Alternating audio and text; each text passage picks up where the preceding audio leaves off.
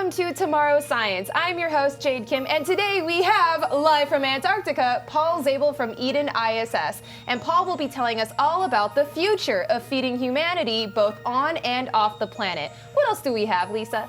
Well, after that, we're going to have the community questions and comments. Will your question be featured in our show? Stick around to find out. This is Tomorrow's Science, Discovery 1.10.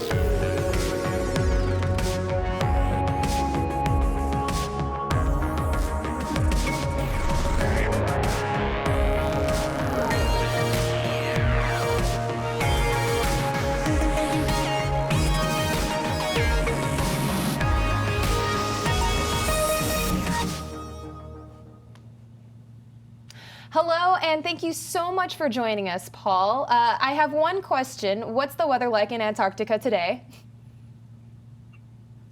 Yes, hi. So the weather today was pretty good. We had a lot of sunshine, but we had around minus 35 degrees Celsius. So very cold at the moment. Oh my gosh. So we're just going to go ahead and dive straight into this interview then. So Paul, do you mind telling our viewers a little bit about who you are and what you do?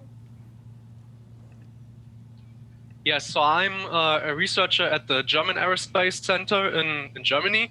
And I'm currently here in Antarctica on a 12-month mission operating this greenhouse, which I'm standing in. And the goal of the greenhouse from the EDEN-ISS project is to test technologies and operations of a future space greenhouse here on Earth. Wow, that's really cool. And what is the main purpose behind the EDEN-ISS project? Like, what things are you trying to test or find out? Yes, so the most important things is we want to grow plants in a very isolated environment, similar to a space mission. And then we want to test the technologies that we need to grow plants in a hostile environment. So that means all the LED lighting, the environmental control, and the water and the nutrient supplies. And further on, we also want to test and see how it is to operate a greenhouse with a single person, how much time is needed, how much resources, spare parts, etc. So we really want to test a future space mission here. Very interesting. And actually, we already have a very good question in the chat that kind of relates to the location of the project. So as we mentioned, he is located in Antarctica.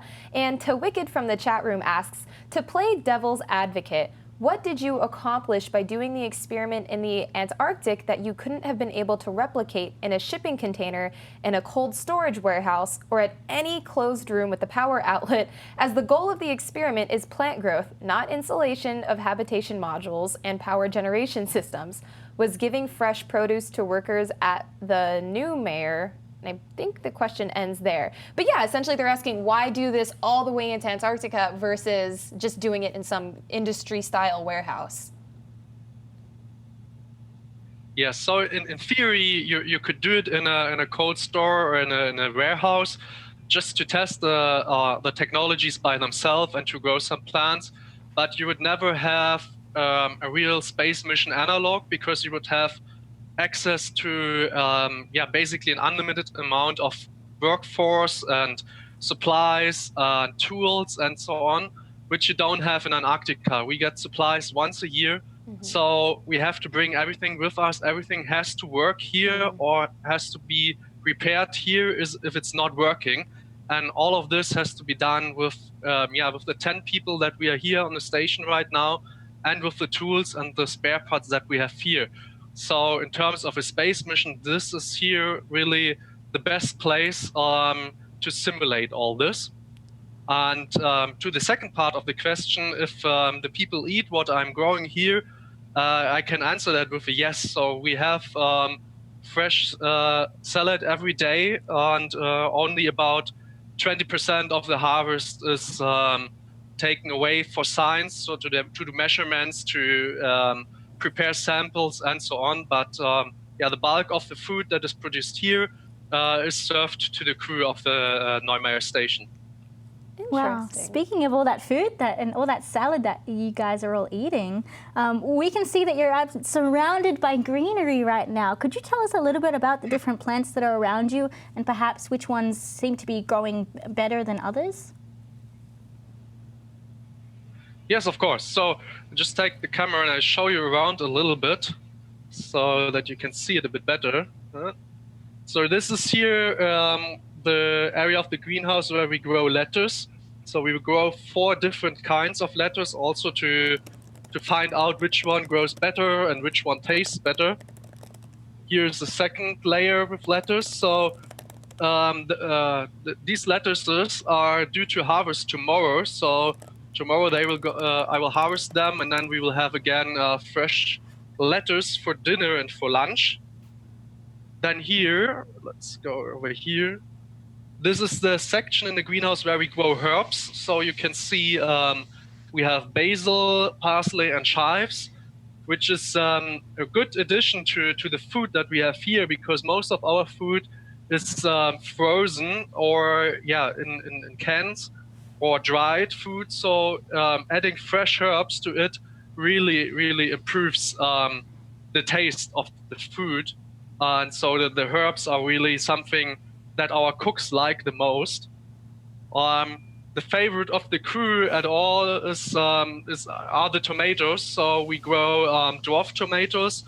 So the fruits are relatively small, but they're really tasty, and we have a lot of them.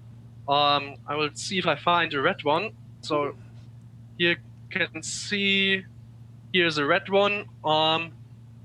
So yeah, we harvest them. Yeah, basically every week we have a lot of tomatoes, and they're really the favorite of the crew. My personal favorite are the cucumbers. So here we have 4 plants which grow really a lot of cucumbers. I've never thought that cucumber plants are so productive.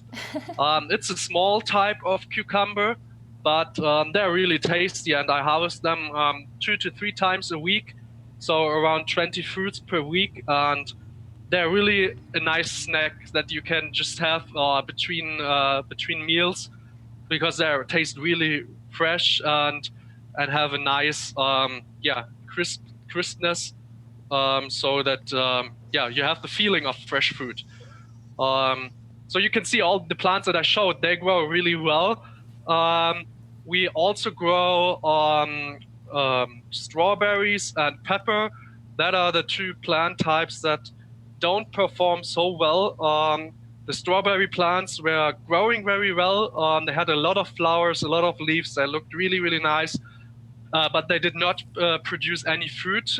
So we think that there is a small problem with pollination, which we could not solve so far. And the pepper plants also had some problems, that they did not produce many fruits. We could solve that to some degree, but since pepper plants are growing really slow, it's always hard to see the effect of the work that you are doing. So it takes weeks to see if a special treatment is working or not. Definitely. Well, thank you so much for that tour. I mean, I'm not going to lie, I'm really hungry after seeing all that. It looks delicious. And I have to give you a huge kudos, because your garden that you're growing in the middle of the Antarctic is way better than my garden that I have growing in my backyard in a very congenial atmosphere. So very good job. And we have a question from our chat from Hanny's Vorwerp. Hanny's Vorwerp asks on Twitch, is all of this hydroponic, or are you using some sort of soil?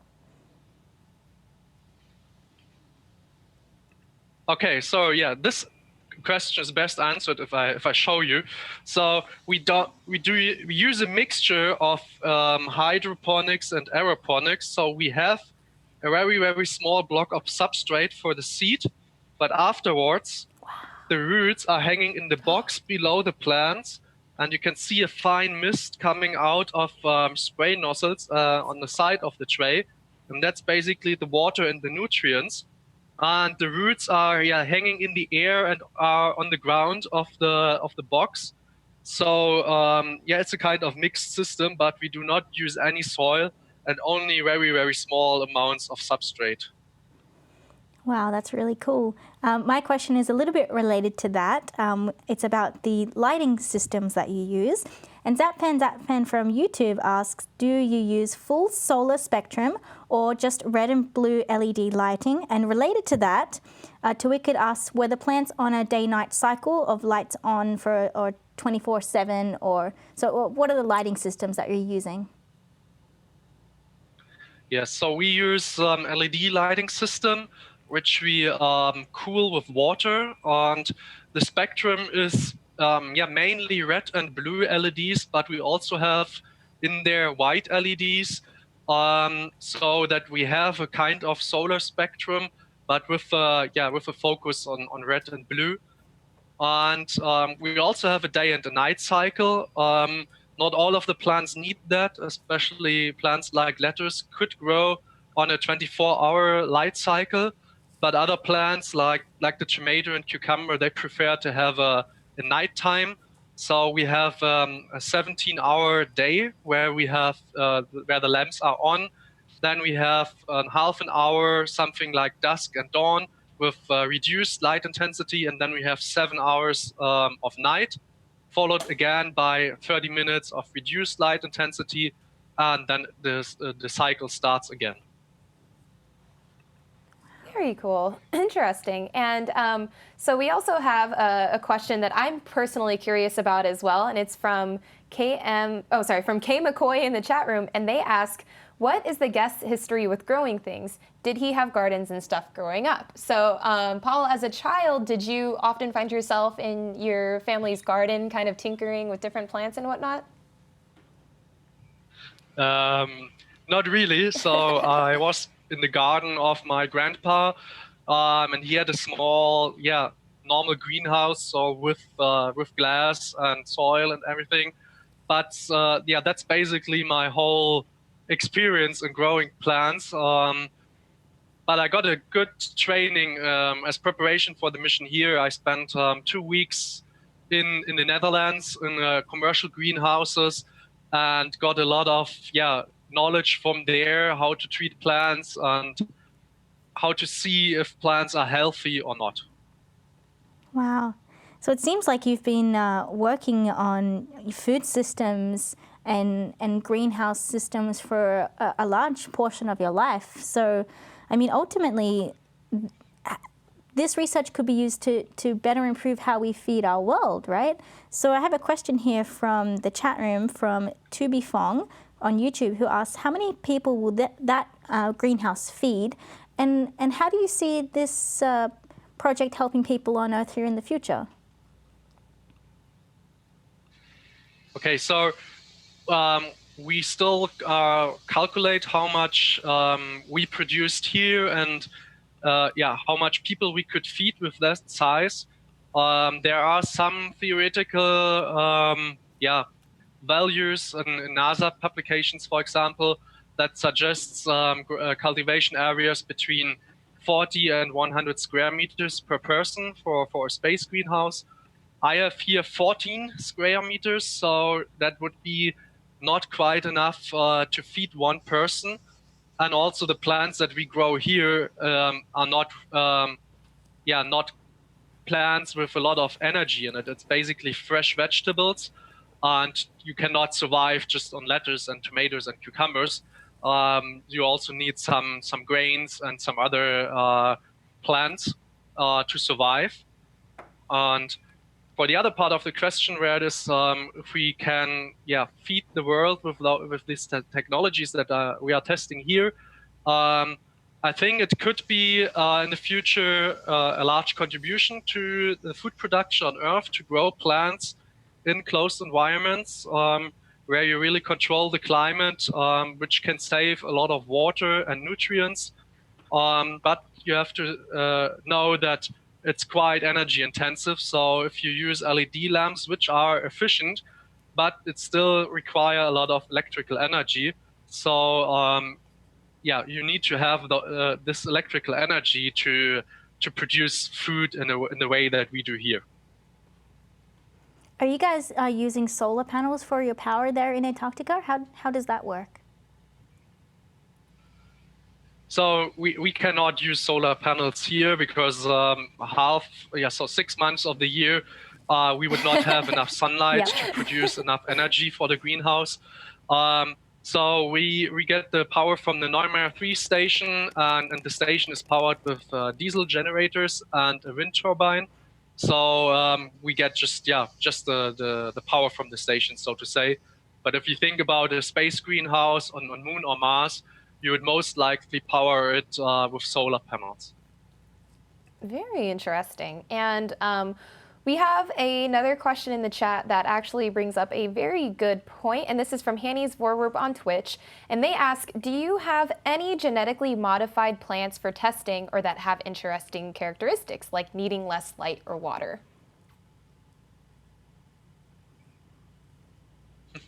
Yes, that's an interesting question. So we do not have any genetically modified plants in here. That are all plants from commercially available seeds from normal seed suppliers. So no genetic modified plants. We have some plants like the dwarf tomatoes, which were bred to be small and to produce a lot of fruit. So it's just a normal breeding of plants, so to say. We test different kind of plants, and of course, for growing plants, especially in a space station, you would like to have plants that need less light and less water. But you can still, you can choose from the plants that are already available from seed suppliers, and usually they have a lot of interesting varieties that you can grow in that way. Yeah, speaking of the kind of next step of what plants you would like to grow in the next generation of this kind of experiment, we have a question from Toby Fung on YouTube that asks, what other plants are going to be tried next? Have you thought about algae or high protein content plants? Yes, so we will not grow any algae here because it's a greenhouse built for plant cultivation, not for algae. But algae are, in terms of future human space missions, are a very nice alternative for food supply, especially due to the high protein content. For our greenhouse here, we will test more fresh vegetables and lettuce types and herbs in the next year. Here in Antarctica, there are plans also to grow some beans or soybeans, for example, or other sorts of high protein plants. But this will most likely not be in the next year, but the year after. Very cool. And so in terms of the maintenance of the greenhouse itself, Paul Warlow from YouTube asks, how much water does the greenhouse use and is it recycled at all? Yes, so from the water perspective, we really recycle all of the water that is in here. So I bring water to the greenhouse once a month, around 160 liters. But all of this water is mainly used for washing equipment. So only a small fraction of that actually goes to the plants, because the tanks that supply the plants with water use the recycled water from the humidity in the atmosphere, because a lot of water, so basically over 95% of the water that the plants take up is transpired over the leaves. So it goes into the air, and our atmosphere management system recovers this water and gives it back to the water tank for the plants. And so we recover per day around 35 liters. So we really have a high recycling rate for the water. Wow, I love that whole closing the cycle and trying to reuse as much as you can. It's really important, both for here on Earth and traveling in space. So to continue with that theme, we have a question from Raj Luthra in the chat room who asks, what do you do with the waste plants and vegetables? And we've had a similar question from Helldesk. What do you do with the roots after the plant is harvested for its last time? Yes, so with the parts of the plants that we cannot eat, I still weight them, and I also dry them to determine the fresh weight and the dry weight, so to get scientific data. But then this material is thrown away here because we cannot recycle it at the moment. Considering a future space mission, you would want to recycle that because there's a lot of energy and minerals and things inside this plant material, and you want to recycle that in order to get all the useful resources back into your system. Very interesting. So in terms, again, kind of going on with the theme of just making sure everything is sustainable and how much energy you're actually putting into everything, we have a question, well, we have a couple of questions. One is from Sarge Enzyme, and they ask, how much maintenance of the equipment do you perform on the growing area? And another question that kind of tag teams with that is from our very own Dutta, and he asks, how much time in an average day does your team spend tending the plants? Kind of unrelated to science investigation and more a realistic output to time investment of the garden. Is this more or less efficient than a regular garden? Okay, yes. So one goal of the project is to exactly determine how much work time is needed to operate a space greenhouse. Mm-hmm. So every day I'm noting down how much time I spend on different activities. So this is basically an ongoing process, and we still have to evaluate the data.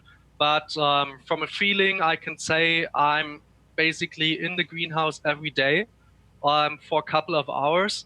Most of the time is used for scientific experiments, so taking samples, doing measurements, and so on.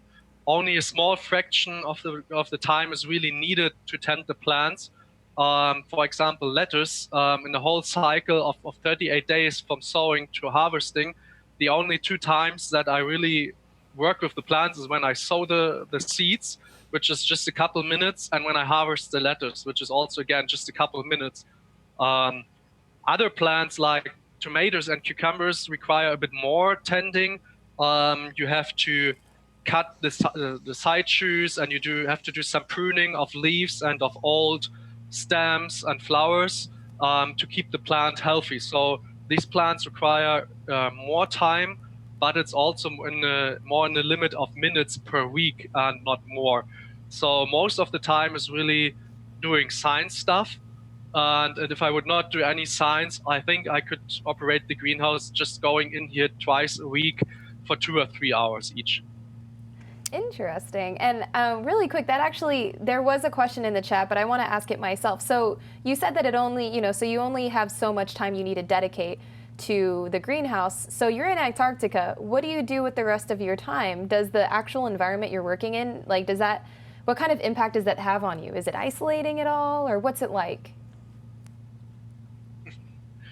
Yes, so also the tending of the plants is just a small fraction of time, but doing all the science, so taking measurements, samples, and so on, that really is the whole part of my day. So I have a basically normal work day of around 8 hours, 5 to 6 days a week.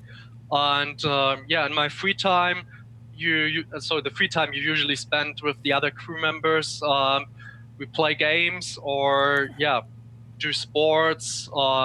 We also have an emperor penguin colony 15 kilometers from the station. So we go there when the weather it allows. We go there, and it's really nice and interesting and really relaxing. There are several thousands of emperor penguins right now, and they have little penguin chicks which are running around, and that's really cute, and it's really relaxing to see that.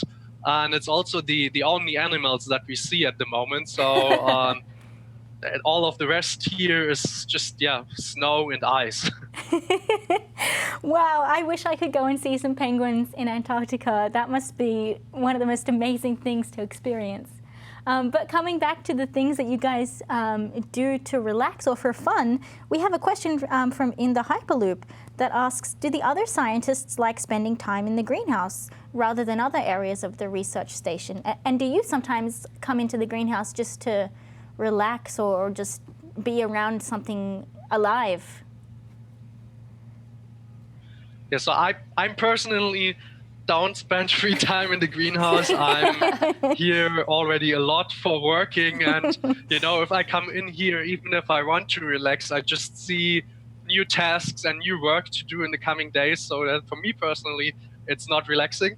But the other crew members come here and spend some time here. They also help me with sowing plants and harvesting. They would like to spend even more time here, but the greenhouse is 400 meters away from the station. So that's kind of, how to say it? It's like a blockade. So people have to take their environmental suits on and all their clothes just to get to the greenhouse. And that most of the time they don't like to do that. So they come here when the weather is nice, and then they spend some time in here. But since it's not so easy to get here, it's not that much.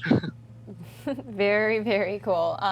Thank you for sharing that insight. It's always really interesting to see kind of the more human aspect of these amazing projects. I mean, the science is fantastic, but it's also very valuable to know, like, what are the actual humans behind it? Like, what's their experience like? And it makes for a very well-rounded kind of understanding of it. So thank you for sharing that.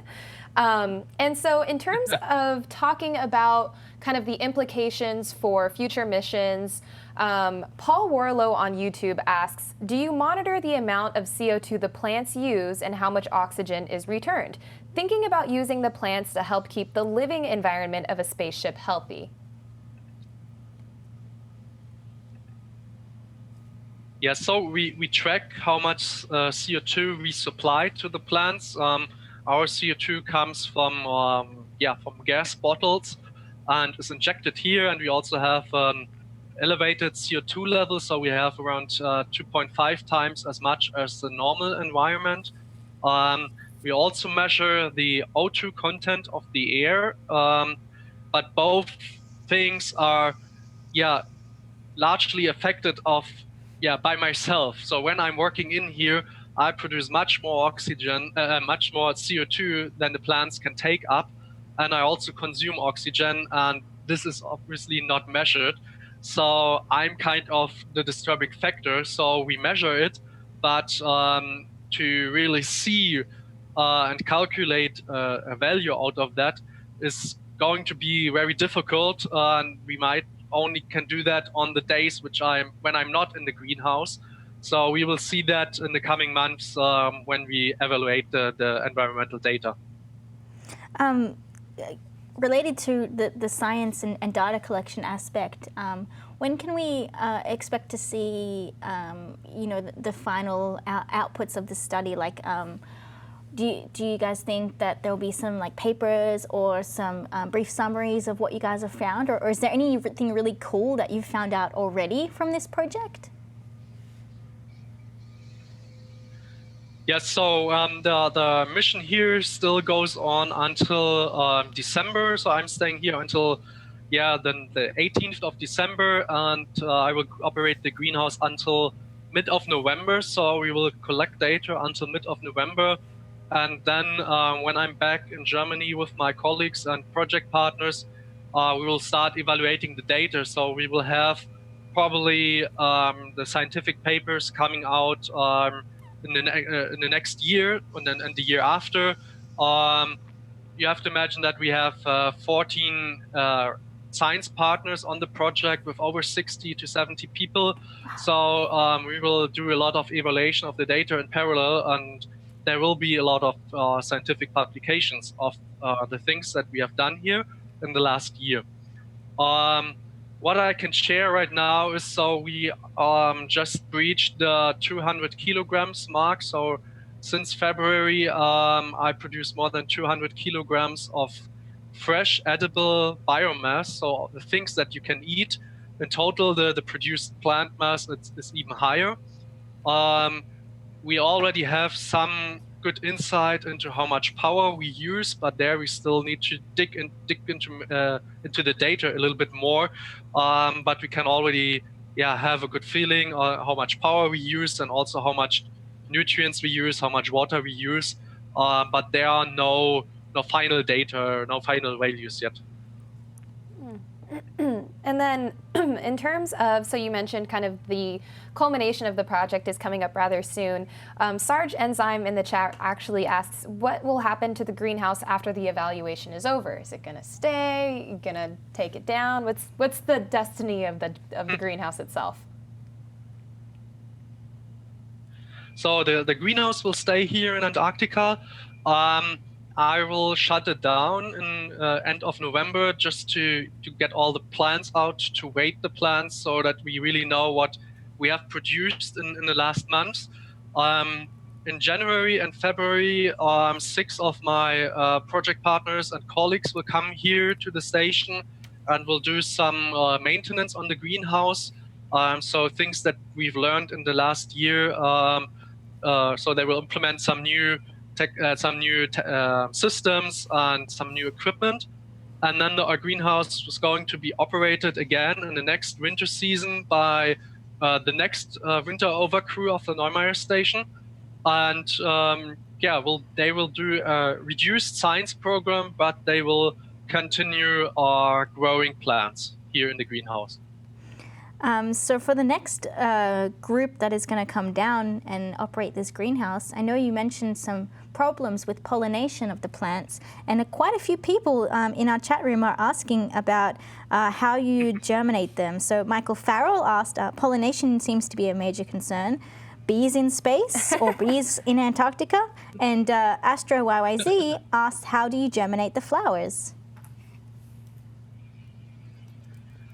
Yeah, so bees in space would be a really nice thing to see. I'm really interested in how they behave in microgravity. So pollination here in the greenhouse, we actually only have problems with the strawberry plants. All other plants don't have any problems with pollination. When the flowers opens and the pollen is loose, it just falls down and due to the air circulation, it reaches other flowers. What I do with the tomato plants is when I see that there are a lot of new flowers, I just shake the plants very gently every time I'm in here so that the pollen gets loose and it finds its way to the other flowers. And usually there's really, most of the flowers get pollinated and produce fruit. Very interesting. Well, thank you for sharing that. So for folks who are listening or watching and who are now just very interested in what you're doing, where can people find some more information about the project or even get involved? Yeah, so you can find the project on Facebook if you search for EDEN-ISS. We share regular photos and insights from the greenhouse here. You can find some more information about the project itself on our website, www.eden-iss.net. There you can find some more background information about the project itself. Wonderful. Well, Paul, thank you so much for joining us, and thank you for dedicating some time out of your busy day to talk about the amazing project that you're working on. And we are really excited to see what sort of findings and publications that come out after this whole project concludes. So thanks, and definitely say hi to some penguins for us, please. No, please do. Yes, I will do that for you. Thanks for having me on your show. Absolutely. Thank you. Thank you. And before we head on out to our commercial break, we want to give a very heartfelt thank you to our Escape Velocity citizens. These lovely people, they actually contribute $10 per episode on Patreon. They quite literally are the lifeblood of tomorrow, as well as our Orbital citizens, which contribute $5 an episode on Patreon. And as you can see, the font is getting smaller and smaller, and that is because more and more are joining the revolution. Yay. So if you too would like to join the science revolution, head on over to patreon.com/TMRO, and you too can see your name in tiny writing on the screen. Yeah. All right, so we're going to go ahead and take a really quick break, but when we come back, Lisa. That's me. We're going to be talking your questions and comments from the past month. So stay tuned. We'll be right back. Yay. We've always looked to the stars. They guide us, give us comfort, help us find our way. We see ourselves out there. When we look up, it inspires us. And we long for something we don't yet know. We yearn to go there. So, we venture forth. We choose to go to the moon in this decade and do the other things, not because they are easy, but because they are hard.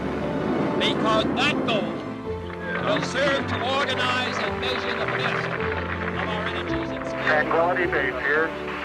The Eagle has landed. It's one small step for man, one giant leap for mankind. The exploration of space will go ahead, whether we join in it or not.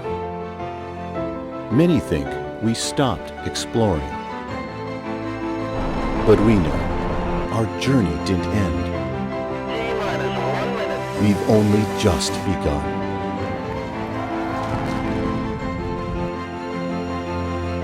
Orion is functioning perfectly at this point.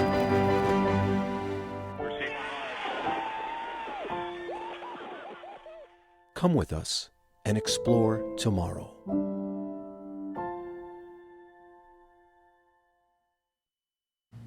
And thanks for sticking around. We're still here, and we wanted to chat about your questions and comments. We really value our community and the input that you guys have into what we've done in shows in the past, what we've done in the future, and what you guys are excited about for science in general. So if you really enjoyed this show today, we actually had a show last month in September, and we had Craig Piggott from Halter, which is a group that is doing artificial intelligence controlled cows. Really, really cool work. And we had a great conversation with them. And we actually have some comments from the community talking about that show as well. And our first featured comment that we want to talk about is from Robert Hodge on YouTube. And they say, I think in this case, it would be better to focus efforts on something that is a long-term solution to sustainability or renewable resources, like plant-based farming. Interestingly, there are AI technologies that are being developed for vertical farming. If only we saw anything about the future of farming on this particular show. I mean, I don't know. What do you think, Jade? Like, that technology is cool because it's enabling farmers to use less resources to grow like dairy and meat products because they wear a device around their neck, which helps them guide the cows to the different pastures, guide the cows to the dairy milking area, stuff like that, with artificial intelligence. So they save cost and can like treat the cows better. But exactly, yeah, and so that in and of itself, I love the idea of using, I guess kind of what nature's already provided you and just kind of enhancing it with modern day technologies. So it's like, we already have cows, but how can we make these cows, I guess, in the most humane way possible, work better for us in a way that is sustainable and ethical. And so I love that. And I like that they did bring up AI technologies being developed for vertical farming, because vertical farming has long been kind of an idea that can help the future of farming in terms of just efficiency and maximally utilizing the space you have, because I forgot the stat, but it was by 2050 or something, over 80% of our planet will be urbanized. And so you think, with the declining amount of space for agriculture, you're going to have to start thinking, as they said, vertically versus spread out. So yeah, I totally agree. Hannes Vorwerp on Twitch actually is talking about this too, that the Halter cow technology is a good idea because it will be useful to farmers right now. So there should be a market for it. Vertical farming will need more of a push, and I think that's what we're seeing. With Paul today and that project, in Antarctica. They're testing very close to closed cycle systems that don't need too much of a lot of inputs. You saw in the background behind him, there was those different levels of lettuce, you know, like it's going vertical instead of using all this land that we traditionally use for crops. And so as that technology develops, as that project gets, you know, off the ground, as we learn more of those problems like pollination. Off the ground? Get it? She's that funny. On Good purpose. one. Yep. You know, like they're solving problems now. Like maybe don't grow peppers because peppers take forever to grow and you can't tell if you're killing them or making them grow better because it takes so long. Exactly. You're going to have problems with strawberries because you're going to get all these flowers, but they're not going to turn into strawberries because you don't have bees with you. Exactly. And this was actually brought up during our interview with the guest, but somebody brought up, well, what about, you know, cultivating plants that are very nutritious but not necessarily of the Western palate? So there's plenty of these, there's plenty of exotic, exotic to us, plants and vegetables out there that, you know, are extremely nutrient dense, are a lot less, I guess, high maintenance. And maybe just because they're not so familiar to the Western palate, we haven't considered utilizing them. But there's a great question in the chat room we didn't get a chance to ask in the interview from Citizen 99750. Could you grow underwater plants like kelp and seaweed, or would that use too much water? We didn't get a chance to ask that to Paul, but that's kind of what you're going for, right? Like things like kelp, not traditionally grown.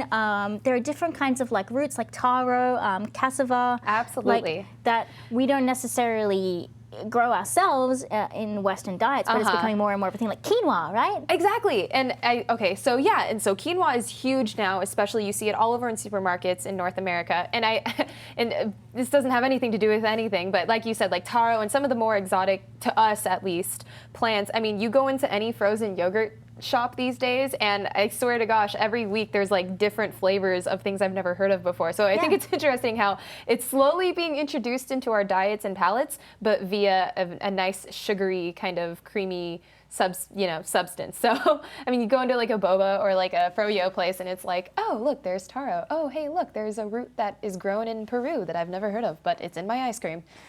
Totally. There's another really cool point from Johnny Boy in the chat. Interestingly, rice has more energy per kilo than wheat, which is awesome. I learned the other day that with growing rice, when you flood the rice paddy area, you create an environment where methane-producing bacteria can grow. So like maybe we could take this, put it on Mars, grow rice, and create methane to help you get home on BFR. Boom. There you go. Drop that science, Mike. Anyway, moving on.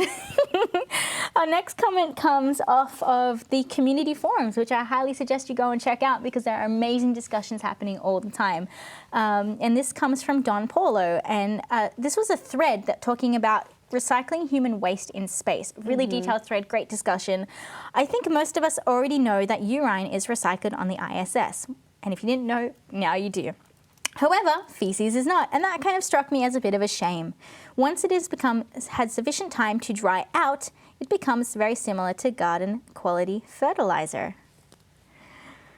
Would you partake in that, Jade? I mean, closing that loop? I think we need to remove the stigma of human waste for just a second here, because if we're going to really get serious about elongated, human travel to Mars and potentially beyond, I think we need to get down and dirty. And I think that I think the idea is initially off-putting to many people, and I can see why. But when you strip it down and you really look at the many uses you can have for human waste, I think the possibilities kind of outweigh the quote-unquote nastiness of it. I mean, in terms of like fertilizer use and even reconstructing it into something edible for humans at some point. And again, I know that's not the most pleasant thing to think about at the moment, but I mean, you got to do what you got to do. And if we're going to be as efficient as possible, then, well, I mean, some of the risks people bring up is, what if it's passing on bacteria from different people? Honey's Vorweb in Twitch says it could be fine if it's heated to kill the bacteria. We've learned, we've done, enough research on this to kind of show that there are risks, but there are also ways to mitigate that risk. Absolutely. One is killing that bacteria. The other thing is, if you're a crew of, say, 6 people, and you enter that environment without any pathogens or bacteria that will make you sick, then your poop is not going to have any bacteria that are going to make you sick. There's only 6 of you. There is no external inputs if you're on Mars, right? It's only the bacteria that you guys brought with you. So if you didn't bring, we have E. coli. I'm trying to think off the top of my head of something that makes you like really sick, like barley belly bacteria. If you didn't bring that with you, then it's not going to infect you and it's not going to make you sick, right? So you can't spread it if it's not there. Exactly. And I love this sentiment from Sir Game-A-Lot, who says, well, atoms are atoms after all, aren't they? And I'm sure that when Carl Sagan once made the sentiment, we are the universe experiencing itself, I'm pretty sure that's what he meant, right? Atoms are atoms. And hey, if you're gonna consume something, then hey, we're all atoms at the end of the day. At the end of the day, we're just, we're giving our immune system something to work with and get stronger. There you go. Yeah. There's that as well. It's a great way to look at it. Perfect. All right.